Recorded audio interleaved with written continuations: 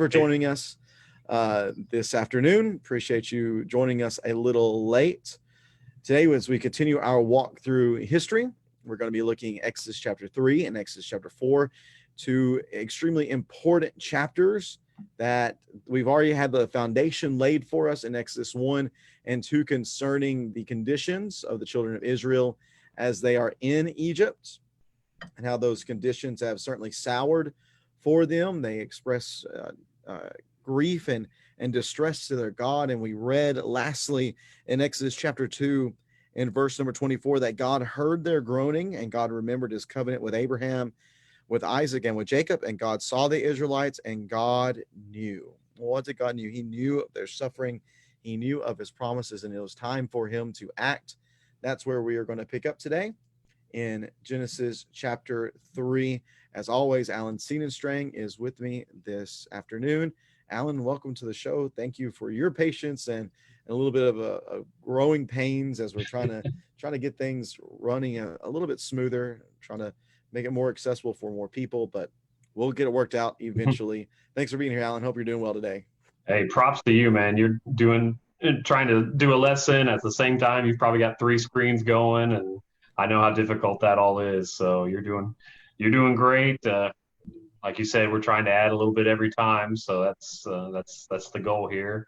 And hopefully people don't confuse us because we look alike right now. So I know, hey, big Orange Fridays. Can't complain about that at all. Voting today, my mask that I bought is orange and white checkerboard. So everybody that came through, noted that, matched up today. Just do the best I can and have some color coordination. Might need to get another mask in a color other than orange. That way I can wear it with other things. But be that as it may, we're glad to be here today. Glad to be studying in Exodus chapter 3 and Exodus chapter 4. Let's begin reading here in the text. We're reading from the Christian Standard Bible. And it says in Exodus chapter 3 and verse number 1 that meanwhile Moses was shepherding the flock of his father-in-law Jethro, the priest of Midian. And he led the flock to the far side of the wilderness and came to Horeb, the mountain of God. Then the angel of the Lord appeared to him in a flame of fire within a bush. As Moses looked, he saw that the bush was on fire, but it was not consumed. So Moses thought, I must go over and look at this remarkable sight. Why isn't the bush burning up? When when the Lord saw that he had gone over to look, God called out from the bush, Moses, Moses. Here I am. He, being Moses, answered, do not come any closer. He, this is God speaking now, said, remove the sandals from your feet, for the place where you are standing is holy ground. Then he continued, I am the God of your father, the God of Abraham, the God of Isaac, the God of Jacob. Moses hid his face because he was afraid to look at God. And then the Lord said, I have observed the misery of my people in Egypt and have heard them crying out because of their oppressors. I know about their sufferings, and I have come down to rescue them from from the power of the Egyptians and to bring them from that land to a good and spacious land, a land flowing with milk and honey, the territory of the Canaanites, the Hittites, Amorites, Perizzites, Hivites, and Jebusites. So because the Israelites' cry for help has come to me, and I've also seen the way the Egyptians are oppressing them, therefore go.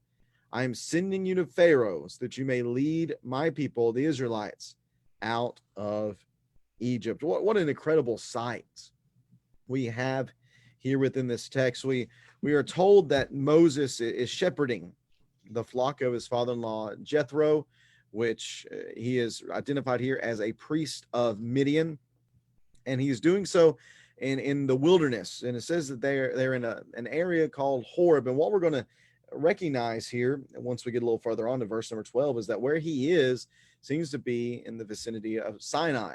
That once they come out of Egypt, God tells Moses, you will worship God at this mountain. But what's most incredible, of course, is what Moses sees here in this wilderness. He sees a bush that is on fire, which I'm sure many of us have probably seen something similar to that, a group of vegetation of some sort that's on fire. And every single time we've ever seen that, what happens? Well, the bush is consumed by the fire. What Moses notes is that it is not consumed and that certainly draws his attention. And Alan, as he comes upon this bush, and as he's very interested in how this is taking place, he's kind of working his mind how this is going. We see the Lord calling out to him and establishes here the beginnings of a significant journey in Moses' life. Alan, give us some significance maybe to the burning bush and God being there, and then what the Lord has to say to Moses concerning his people in Egypt and what he is going to do for them. We see in these first couple verses is things that have repeated, and then I think we'll see some repetition later on in the Bible. First off, what is Moses doing? He's shepherding. He's a shepherd. Well, we've already seen so many of the people that God calls, that is their profession. They're shepherds. Starting with Abel, was a keeper of the flock. It seems like Abraham and most of the Abraham, Isaac, Jacob, all of the patriarchs were shepherds. Moses spends time as a shepherd. Of course, David will eventually be a shepherd, and Jesus is going to be the good shepherd. So it's just interesting that this how many characters of the Bible are drawn from this profession, and it makes sense because most of them are called to lead a people or lead in some way, lead their family, lead a nation. So I mean, and that people, that nation is kind of like their flock, their sheep. So it makes sense that God would use yet another shepherd in this way, and the way He calls him too. And Moses, Moses, and what does Moses say? Here I am. That's the exact same thing that Abram said earlier on. Abram was called in that same way. Abraham, Abraham, here I am. Later on, we'll see Samuel called in that same way. I believe Isaiah, I think, is called in that similar way. So a very typical calling here. But it is just amazing that there's this bush, and it's burning, but it's not burning. It's on fire, but it's not burning up. And we'll see time and time again God kind of being represented in a fire of some kind. Later on, as the Israelites are coming out of Egypt, how does God lead them? By night, but by a pillar of fire. And then when they return, like you said, they're going to return to this exact same mountain.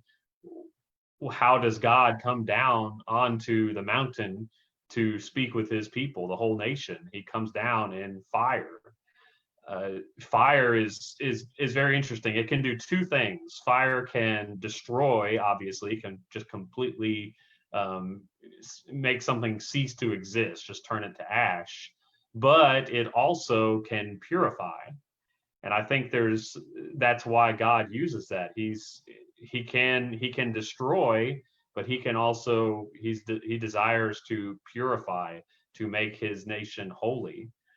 So throughout Scripture, we see this idea of fire and burning off impurities, burning off things that are negative, and what's left is this pure, whatever it is, this pure thing. And I think that's why God typically comes in this form. But just kind of interesting that he calls Moses in this way. And notice, once Moses does come up to him, he's told to remove his sandals. This place you are standing is holy ground. And then he begins to identify himself, the God of your father, the God of Abraham, the God of Isaac, the God of Jacob. Moses hid his face in verse 6.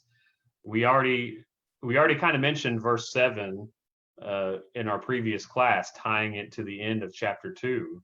The Lord tells Moses he knows exactly what's been going on. I've observed the misery. I've heard them cry out. I know their sufferings. He is in complete understanding of the situation, and finally he is acting. And this is the beginning of that deliverance, the beginning of that acting by calling Moses to be that deliverer. So just a really powerful, interesting scene going on here, and it gets even more interesting as it goes. Right. Whenever I look at verses 5 and 6, I see almost some callings back to what we see in the garden. Think about what the Lord says: where you're standing is holy ground. Because what we have here is an instance where the divine is interacting in close proximity with that which is natural, with mankind. And in the garden, that was what God wanted. He wanted for that interaction to be something that was constantly taking place. This relationship was in its greatest form. And yet, once sin entered the picture, that couldn't happen anymore, which is why one of the reasons why they were expelled from the garden. But here now again, you have that which is divine and holy interacting with the natural man, a sinful man, someone who is not in that innocent state, and therefore know where you are, know who you're in the presence of. And just as Adam and Eve kind of hid their face from God because of their shame of recognizing that they were now naked, and they had that understanding of their nakedness, now we see Moses doing in essence the same, a very similar thing to what was happening there within the garden. And yet the news, he's sitting here in this position where he could be extremely fearful based upon what he sees, and yet the news that he hears is quite positive news, that yes, I have heard the cry coming up from your people, from the Israelites, from my people, in fact, and it is now time for me to remember my promises and to act upon my promises, to deliver them as I said that they would be delivered, which is why we'll never get to verse number 11. You see, you talked about that in our last class, that Moses seems very brash early on in his story, that he's almost wanting to step up and to be in this leadership type of role. And yet it is possibly that here in Midian, as he's been living with his father-in-law's family, that he has been humbled in a very strong way, which could play into the fact of why he says, verse 11, who am I? Moses asked God, who am I that I should go to Pharaoh and that I should bring the Israelites out of Egypt? And he, being God, answered, I will certainly be with you. And this will be the sign that to you that I am the one who sent you. When you bring the people out of Egypt, you will worship God at this mountain. And then Moses asked God, if I go to the Israelites and say to them, the God of your fathers has sent me to you, and they ask me, what is his name? What should I tell them? And God replied to Moses, I am who I am. This is what you will say to Israelites. I am has sent you.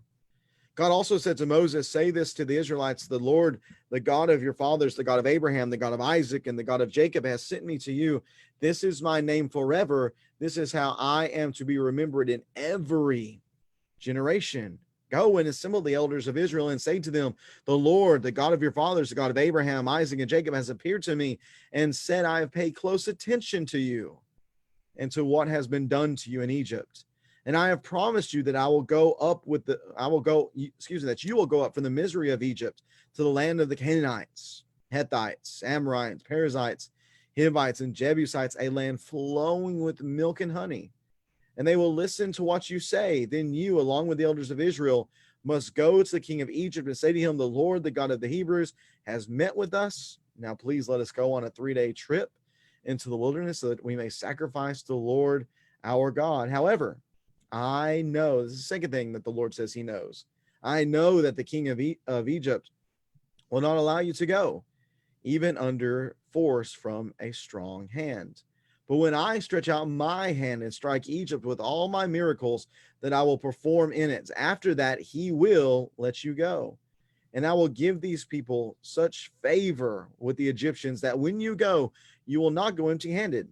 Each woman will ask her neighbor and any woman staying in her house for silver and gold jewelry and clothing, and you will put them on your sons and daughters, so you will plunder the Egyptians. As you're putting yourself in the shoes of Moses here, initially there is the hesitation.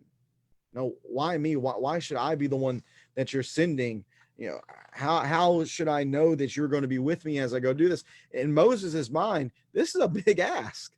It is a big ask for me to go back to a place that I have been run out of, that I've been exiled from because of what he had done in killing the Egyptian man and that becoming known, and Pharaoh, in fact, chasing him out basically. It's a big ask for me to go and to be the leader of my people, to bring them out of this place. Why should I do that? And moreover, Alan, when they ask me who is sending you to do this for us, what should I tell him your name is? There's a lot of significance there, is there not? Verse 14 is, I mean, the closest we can get in Scripture to God giving us His full name. Just a study of the names of God that are used. I don't know that there's really a specific, my name is Alan. There's a word that is representative of me. That's just my name. But typically throughout Scripture, the names of God are more descriptive of what he is like, necessarily, than actually having a name like Moses or Israel. So this one is about as powerful as you can get. Just I am who I am. Other kind of interpretations of that is, I will be what I am, or something like that. And the idea, you can draw so many lessons from this. Just the omniscience, the eternal nature of God is shown in this statement. I am, not I was or I will be, just I am. And the fact that he can always say that I am.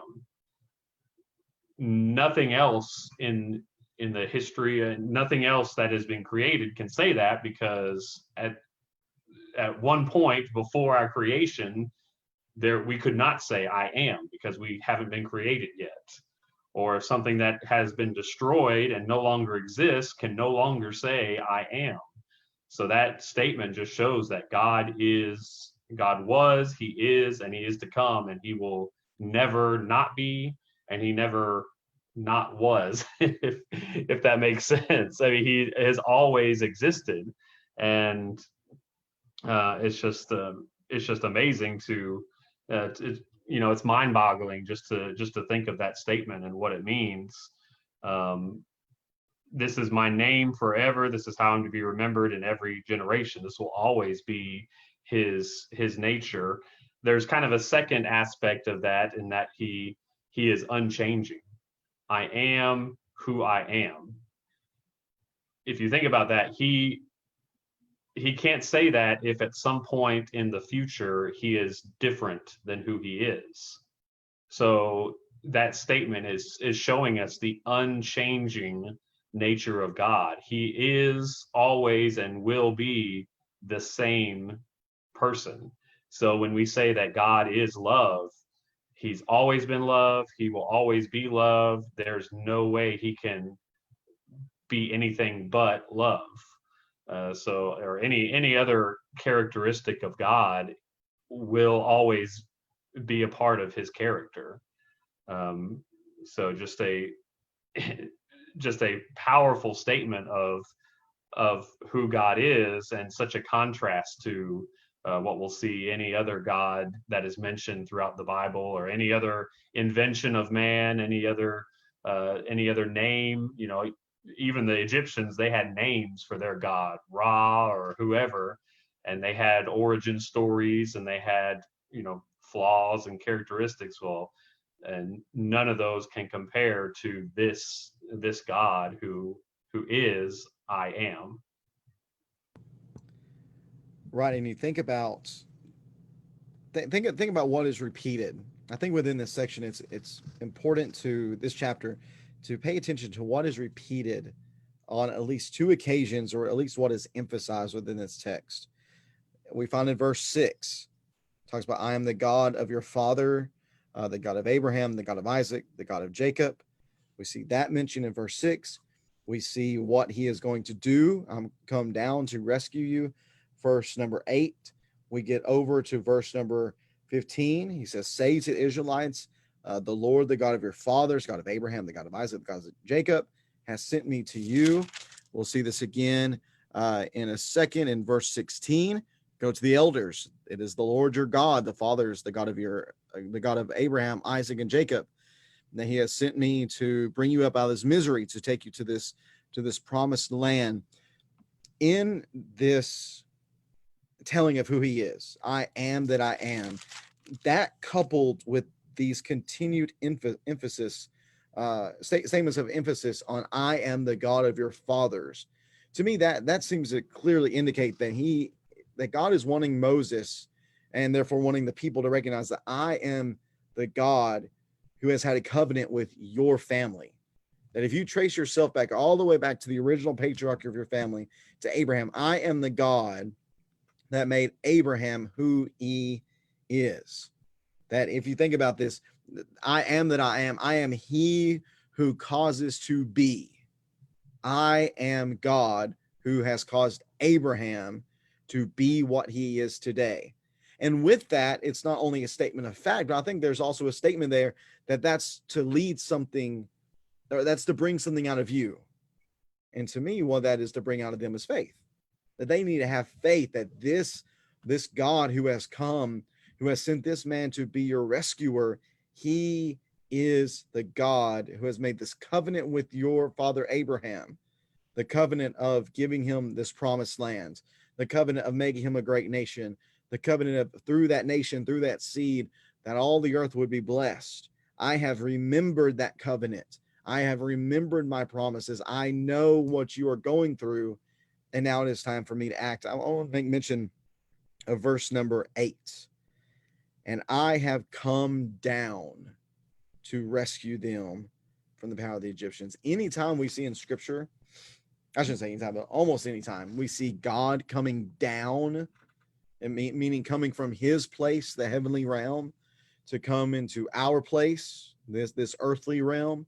Anytime God does that, something significant almost always follows. Think about whenever the Lord came into the midst of the garden.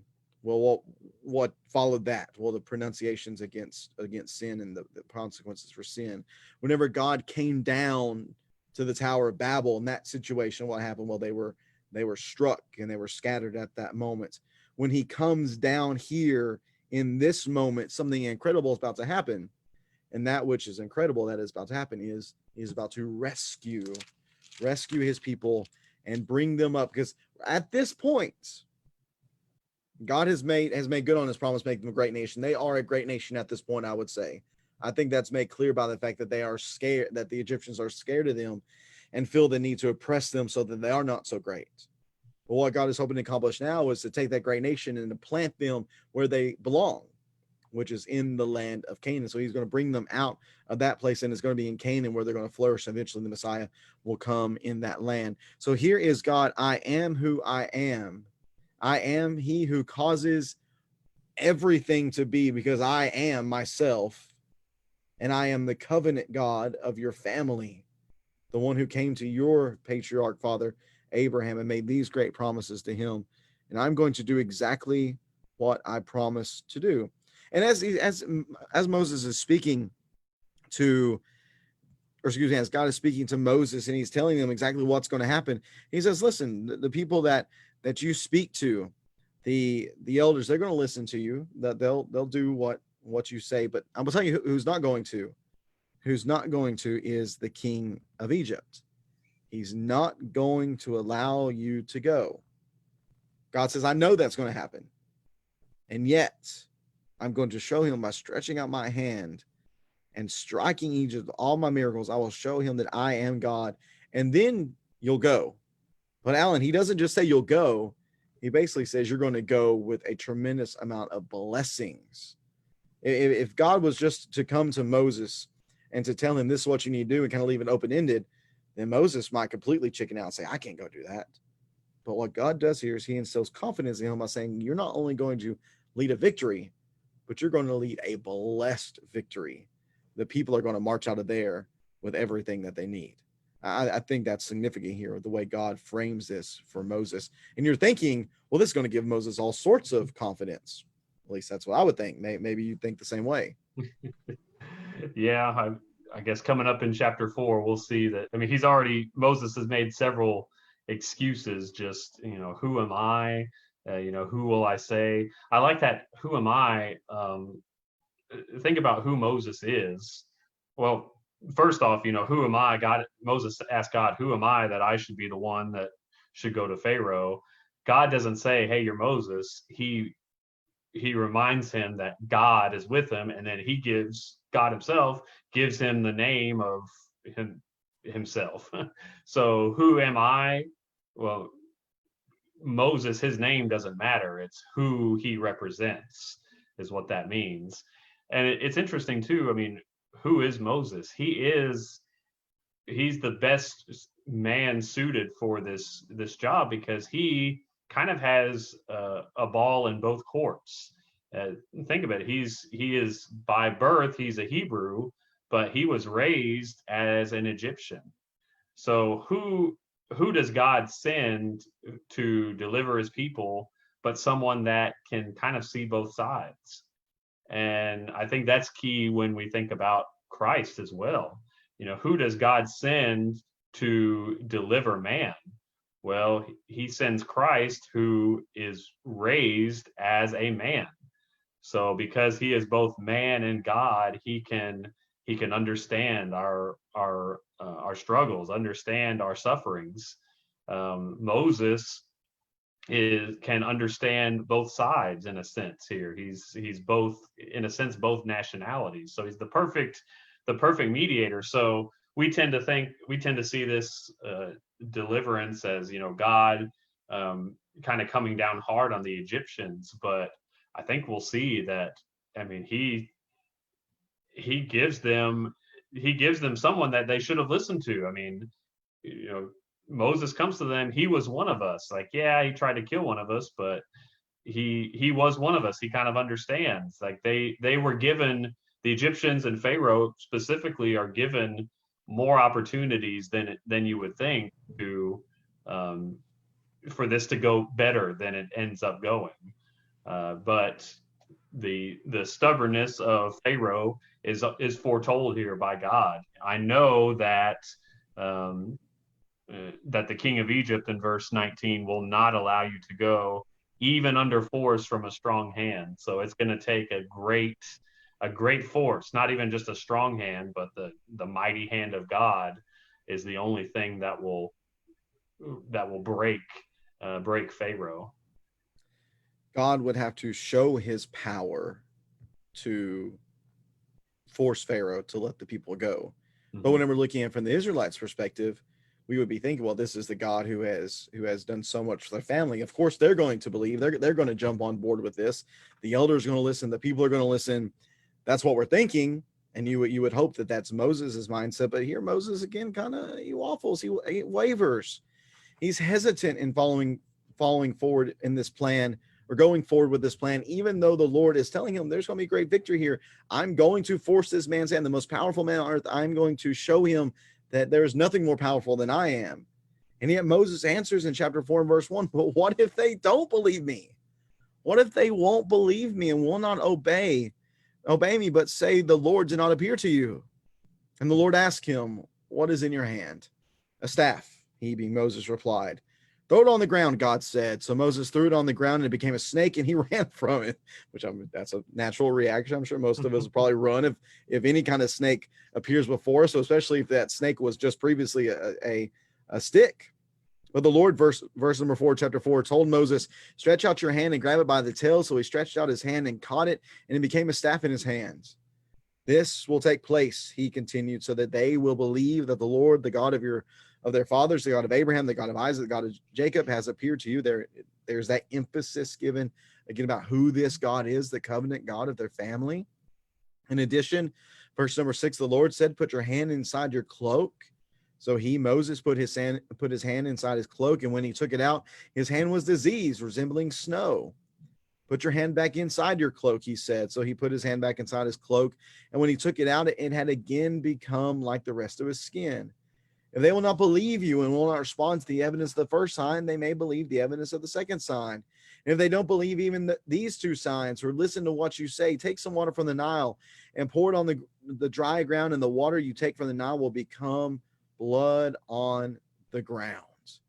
I mean, you're thinking here, the Lord, if Moses is scared of the people not believing him and not taking him seriously, if that truly is the issue at this moment, then what the Lord is showing him right now, showing him with the first sign, the snake, the second sign with the I believe we can assume the leprous hand, and then there's a third sign saying that you'll be able to turn water into blood. You would think, man, this Moses is like, all right, this God who has come to me, this divine deity, this divine being, he surely does have all the power, and that to me, at least if you're reading for the first time, you would think that Moses' response, we're going to read in just a moment, is going to go that way. Yep, Alan, why don't you talk for just a moment about the significance, maybe what God is doing here with these specific signs, these three signs: the staff into a snake, the leper's hand, the water into the blood. I think there is some significance there that you mentioned in our pre-show talk. Definitely the water to blood. Well, we kind of consider this the first plague, but think about what that would have symbolized to the people then. I mean, what have we seen happening with the Nile so far? Well, in chapter one, the Nile was the place that they threw all the baby Hebrews in there. So in a sense, it held the blood of these poor babies. So for this water, turning that water from the Nile into blood, you couldn't help but understand, I think, the connection and the symbolism. So, and that was just the third sign. The first two signs were, I think just to show that he can do something that humans could not do. So that was supposed to show that God is with him. Well, now as we get to that third sign, and then of course as the plagues go, we start to get deeper significance. This is why is he coming? Why is this happening? Why is God coming now? It's because of the actions of Pharaoh and the Egyptians trying to destroy Israel in this way by throwing them into the Nile River. Right, you have here God showing power over just material, that you could turn something that is a staff into a snake. Then he shows power over the human body and its health and sickness just by doing what he did to Moses' hand. And then here's a sign that of God showing, I remember. If they don't believe that I am the one who sent you, take that water, pour it on the ground, and that almost is a sign, going back to what we saw at the end of chapter 2 and going in chapter 3, that I know the suffering that you have endured here in Egypt, even the most horrific of which was the killing of innocent children on the whims of the Pharaoh. And you have to be thinking that if you're in Moses' shoes, you're just filling up with great confidence. Yeah, I can do this. If this is the power that this divine being has, if he can lead me, man, this would be great. There shouldn't be any issue. And yet, verse 10, Moses replied to the Lord, please, Lord, I just the development of the excuses here is nearly comical. Lord, I have never been eloquent, either in the past or recently, or since you have been speaking to your servant, because my mouth and my tongue are sluggish. And the Lord said to him, who placed a mouth on humans? Who makes a person mute or deaf, seeing or blind? Is it not I, the Lord? Now go, I will help you speak, and I will teach you what to say. And at this point, Moses really just doesn't have much in the way of excuse anymore. So he just says, verse 13, please, Lord, just send someone else. I'm not your guy. Send someone else. And at this point, the Lord has had enough. His anger burns against Moses, and he says, isn't Aaron the Levite your brother? I know that he could speak well. And also, he is on his way to meet you. He is on his way now to meet you. He will rejoice when he sees you, and you will speak with him and tell him what to say. I will help both you and him to speak, and I will teach you both what to do. He will speak to the people for you. He will serve as a mouth for you, and you will serve as God to him. and take his staff in your hand, and you'll perform the signs with, excuse me, and take this staff in your hand that you'll perform the signs with. So at this point, with all these excuses, the Lord finally says, enough. If you don't have the confidence in yourself to do, and the confidence in me, really, because I think that might be the thing that really angers the Lord here. It's not necessarily the fact that Moses has not had confidence in himself. He's showing a lack of confidence in God at this point, because God has said, I'll be with you. He says that back in chapter 3 and verse 12, I will certainly be with you. I will strengthen you to do exactly what you need to do. And Moses is like, I'm not sure if I can do it. He says, you know what? I know your brother. He has the ability to do the things you think that you're lacking in. Enough with the excuses.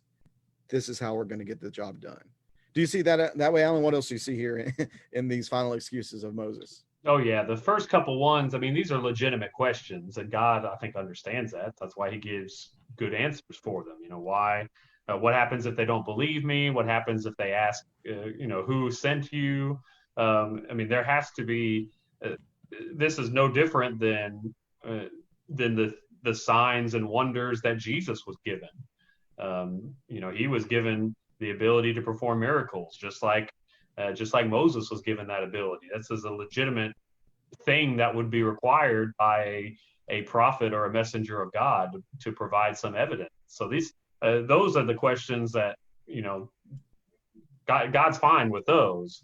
But you get these last two, I've never been eloquent.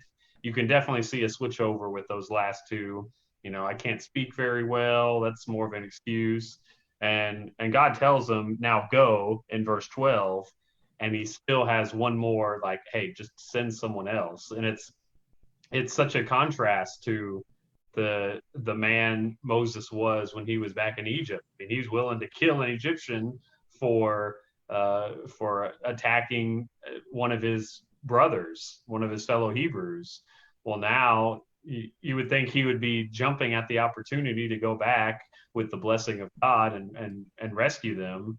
And he's just like, please, anybody else. And of course, remember, he's an old man at this point. He's lived a full life. He has a wife. He has children. He seems, maybe early on when he came to Midian, you might have had the sense that he was wanting to go back, but now he's been there for 40 years. I don't know that he has any desire to ever go back. He's fine with where he is, but so his excuse there riles God up a little bit. His anger burned against him, and yet God is still compassionate enough to say, instead of just saying, hey, just do it, do what I say, he even gives him the concession of, here is Aaron, let Aaron be the speaker, and you will be like God. So Moses is in the position of God, and then Aaron is in the position that Moses was kind of supposed to be, the speaker. And then Moses would, take the staff and perform some of the miracles as well. So we've talked about this a little bit in back in Genesis, but here's another example of two witnesses coming to deliver a message, just like the two angels that came to Sodom and Gomorrah, and of course Jesus sending the disciples out 2 by 2. So you have again an example of two coming to be a witness, which is a common occurrence. Having more than one witness to bear witness to something. Right. It's very practical to have partners engaged in such a serious and important endeavor. We go to Book of Ecclesiastes that 2 are better than 1, and even better than 2 or 3. Three braided cord cannot be broken. So here we see Moses in his hesitancy, with his lack of confidence. Here is the Lord giving him a crutch, in a sense, in his brother being able to support him as he goes along in this journey. Moses seems to take all this and says, okay, I guess this is where we're going. So verse 18, he goes and he returns to Jethro, his father-in-law, and he is going to ask him to return. Verse 18 of Exodus chapter 4, Moses went back to his father-in-law Jethro and said to him, "Please let me return to my relatives in Egypt and see if they are still living." Jethro says to Moses, "Please go in peace." Now in Midian, the Lord told Moses, "Return to Egypt, for all the men who want to kill you are dead." Again, we can go back and trace that to chapter 2 and verse 23, that the king of Egypt had died. So Moses took his wife and sons, put them on a donkey, and returned to the land of Egypt. And Moses took God's staff in his hands. The Lord instructed Moses, "When you go back to Egypt, make sure you do before Pharaoh all the wonders that I have put within your power, but I will harden his heart so that he won't let the people go. And you will say to Pharaoh, 'This is what the Lord says. Israel is my firstborn son. I told you, let my son go so that he may worship me, but you refused to let him go. Look, I'm about to kill your firstborn son.'" And on the trip at an overnight campsite, it happened that the Lord confronted him, seeming to be Moses, and intended to put him to death. So Zipporah took a flint, cut off her son's foreskin, threw it at Moses' feet, and said, "You are a bridegroom of blood to me." So God let him, Moses, alone. At that time, she said, "You are a bridegroom of blood," referring to the circumcision. A couple of difficult paragraphs here within the text, Alan. First of all, there's so much that can be said about the statement that God makes, "I will harden his heart," referring to Pharaoh. And then this whole thing that happens in verses 24, 25, and 26, it seems to be almost one of those Genesis 38 sections where we're talking about Joseph. He gets sold into slavery, and we're expecting chapter 38 to be that, but instead it's about Judah and Tamar. And then we get back to the story of Joseph in chapter 39. What do you make of these two paragraphs here that we have here towards the end of chapter 4, Alan? Well, definitely this issue with the circumcision. To me, this is, like you said, it's one of those.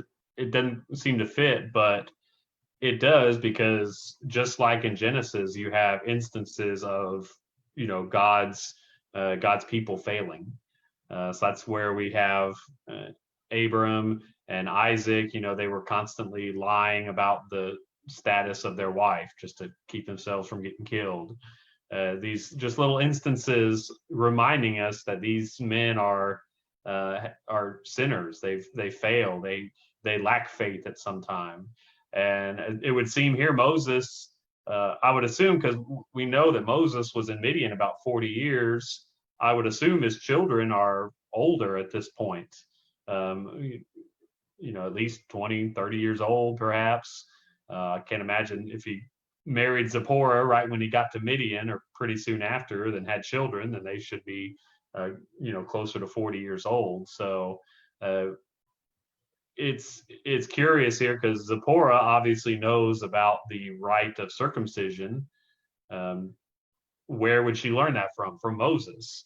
So Moses has told her about it, yet they have never actually done it.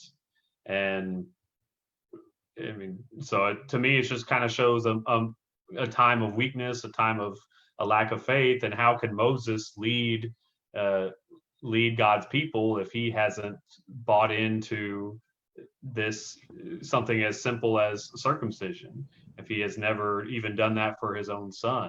I would assume Moses has been circumcised if he was, born and raised by his Hebrew mom. So why he never passed that along, your guess is as good as mine. But it's just interesting. I mean, the Lord intended to put him to death, so he was saved by his wife doing what she was supposed to, or what Moses should have done years ago. Yeah, it is super interesting. Just this whole account, again, it seems out of place. But what you're talking about, the fact that this was the covenant sign of the Abrahamic family with God. If Moses is to go and to be the messenger of the covenant God to this people, how could he himself have not established that sign among his sons? Imagine that is found out, that his sons have not been circumcised. Well, how would the Israelites look at him? They would look at him as not being a part of the covenant family, and that certainly wasn't going to go over well. So we have what is taking place here within this text, and the whole thing about hardening Pharaoh's heart. We're going to see exactly how that happens as we move throughout the story and we get into the plagues. There are numerous occasions where the text says that God hardened Pharaoh's heart, and we're going to see how that plays in. Whether that was something where God, again, there's different ways to take this, that God touched his heart and God made it so that he would reject what God is saying, or there's another way of understanding it where his rejection of what God is commanding him is the hardening of his heart, and therefore God is doing it indirectly by giving him this command. Pharaoh doesn't want to do that, therefore he hardens his heart against him and refuses to let God's people go. We're going to talk about that more because, like I said, it shows up a number of times within the plagues section of the story. Just yeah, were you going to say something, Alan? Uh, I was going to highlight verse 23. I mean, there's this foreshadowing of Oh the yes, final plague, yes, killing the firstborn, and we'll mention this more with the plagues. But these plagues are not just random things that God's like, oh, let's throw some locusts at them, or let's kill his firstborn. I mean, each of these, there's, especially the first and the last one, there's some great significance. The first one, reminding the people of Pharaoh throwing them into the Nile River and the blood that would flow, and then this last one, it's typical throughout the Bible that when, like we've mentioned, wicked people trying to have their way, trying to do something, God turns that on them. So Pharaoh is refusing to let God's firstborn go. The nation of Israel is the firstborn son of God in the sense here. So because he refused to let them go, God took his firstborn in that final plague. So it's just it's all of these plagues are significant in that way, that they have they're not just random. There's meaning behind them each time. Right. Speaking of meaning and just a significant occasion here within the story of God and Moses being chosen to be this leader of his people, we are going to see a very powerful reunion that takes place beginning in verse 27, because the Lord, the text tells us, had spoken to Aaron. He mentions that back in, let's see here, verse number 14, that he is on his way. Speaking of Aaron, his brother Aaron, he can speak well. The Lord says, I know he can. He's on his way to meet you. And that's talked about again, verse 27, that the Lord had said to Aaron, go and meet Moses in the wilderness. So he went and met him at the mountain of God and kissed him. Moses told Aaron everything the Lord had sent him to say and about all the signs he had commanded him to do. Then Moses and Aaron went and assembled all the elders of the Israelites. Aaron repeated everything the Lord had said to Moses, performed the signs before the people. The people believed. And when they heard the Lord had paid attention to them and that he had seen their misery, they knelt low and worshiped. We see here, Alan, exactly what the Lord said was going to happen, the way that these two brothers are going to work together in accomplishing this great task of bringing the people out from Egypt. That's exactly what they do. They meet. Moses tells Aaron what's going on. Aaron's the one who actually seems to be speaking to the people and showing these signs, and the people believed. They believed based on everything that had been told them by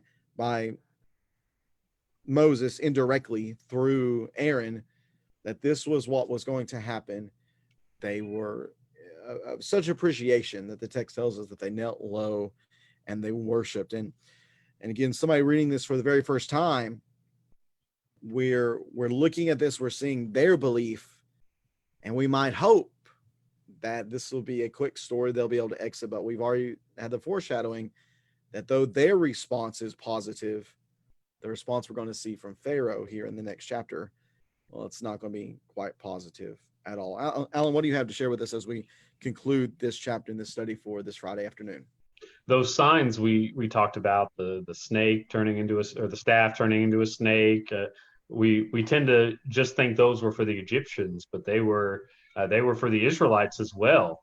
They haven't really heard anything from God for 400 years. So if Moses had just come and told them what had happened, they might not have believed. But with that plus the he performed the signs before the people in verse 30.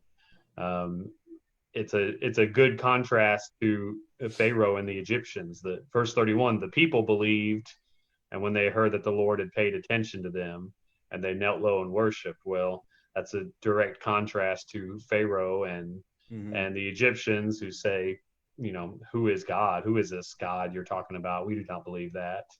And there's a similar, I think, similar dichotomy throughout the New Testament when Right. Jesus would Mhm. perform miracles, and some would believe, and then some would just say, oh, it's a trick. It's he's doing these things by the power of Satan or something.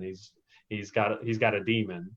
They made all these excuses. Well, it's the people that believe that would worship him, that would follow him, and of course that would be saved by that.